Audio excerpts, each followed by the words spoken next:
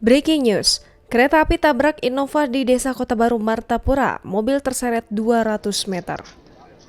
Kabar kecelakaan yang melibatkan kereta api dengan sebuah mobil ramai beredar di media sosial. Kecelakaan tersebut berada di jalur perlintasan kereta persisnya di Desa Kota Baru, Kecamatan Martapura, Kabupaten Oku Timur pada Minggu 22 Agustus 2021 sekitar pukul 22.30 waktu Indonesia Barat.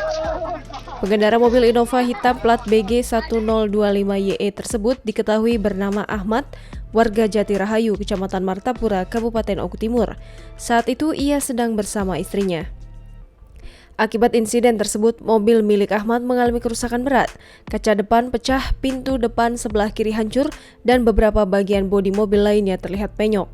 Dari informasi yang dihimpun, mobil itu sempat terseret sejauh 200 meter ke arah Martapura dari lokasi kejadian. Sementara itu, Kasat Reskrim Polres Oku Timur AKP Apromiko membenarkan adanya kejadian tersebut.